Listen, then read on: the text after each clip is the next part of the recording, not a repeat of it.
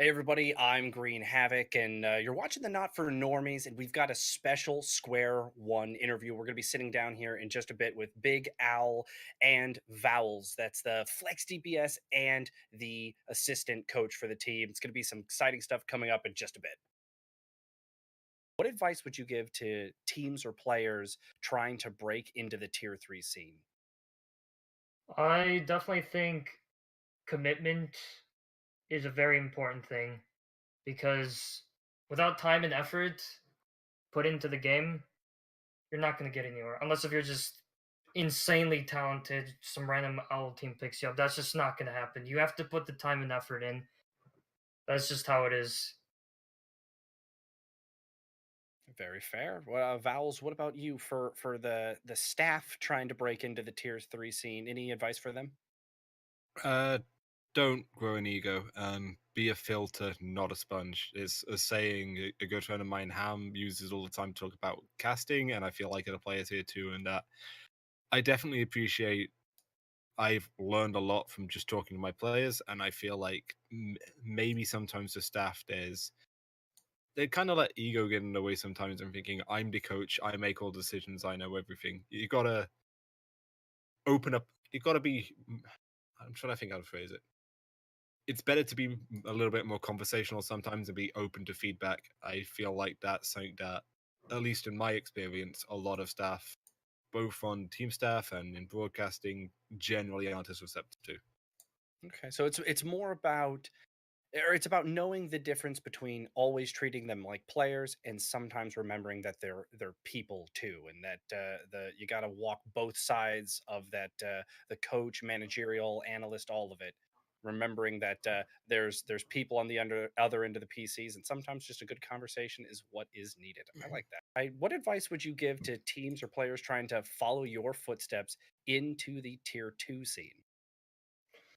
For players, I see time and time again where these players just get too caught up in the moment when they notice, you know, a friend getting picked up and they're like, "Oh, why not me? Why can't I get signed? Why are they getting signed?" Like people with these like closed-minded mentalities and attitudes is what's going to keep you from improving and taking the next step in the tier 2. I know I've had this issue for a very long time, so I'm like speaking from experience at the very least. So, it's just a matter of just focusing on yourself, not worrying about others, focusing on your play, and things will eventually line up to how you want them to be. And as for teams, having a common goal is probably the most important thing I could say in terms of teams. Because if you're gonna have your teammates wanting this while you want this, you have goals that contradict with each other. It's just not gonna work, and these teams are just not gonna mesh well. On top of that, which leads into trust, and teams that don't trust each other are also not going to get anywhere, which is a very important thing in this current meta, where it's incredibly teamwork focused with goats and all. Trust is probably one of the other biggest reasons why my team is where it is now, because we came up with a common goal in mind. We've trusted each other because we've honestly played with each other for more than a year as a team, but everyone has their own way of making it to the contender scene and so forth. But that's just my experience. What about for you, Vowels? Anything to add? Uh, I feel like there's a mentality that if you just keep grinding scrims, if you just keep grinding ladder, if you just keep working on the actual in-game stuff and keep grinding away at that, then that's the only way to success. There's a lot to learn from VOD view that I feel like, especially in the lower ends of tier 3, teams don't really appreciate. There's a lot to learn from going back, looking back on your gameplay later and figuring out where you made mistakes and what you can improve on that you're not going to see if you're just sat there grinding eternally. Makes sense. I believe I saw a tweet from IOStuck saying that exact sentiment that the first thing they look for are the players that know how to look internally and get the most out of themselves before they expect anything to come to them freely. So it's great advice to give is really making sure how to know how to not have that ego and just dive deep and I like the idea that coming together and having a team goal and that trust. I have to ask: are there any players who helped inspire your play style? And if there are, who? Big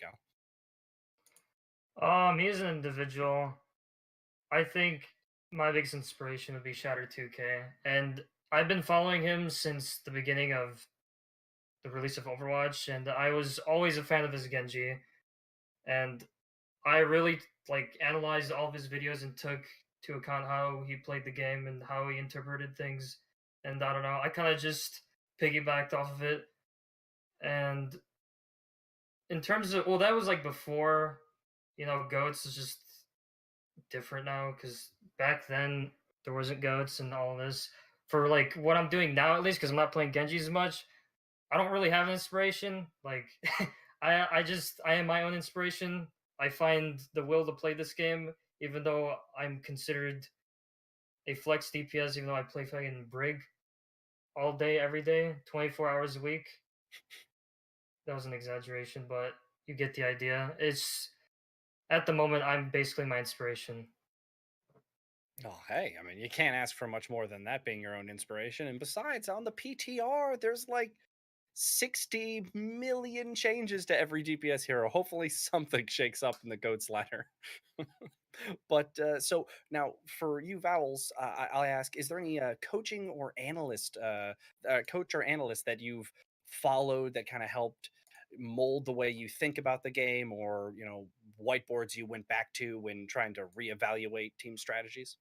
Um, on more of a, I guess, aspirational level, he, Coach Ray of the Jungle Hunters has been one of my favorite people to look up to in the Overwatch scene for a long time because I'm not a very creative person and I just admire how he seems to look at the game and figure out all these crazy off meta, off the wall strategies that no one else does and they work. And I wish I could view the game like that. My coaching style is very different to Coach Ray's. I don't think of the same solutions he can, but I wish I was at that level.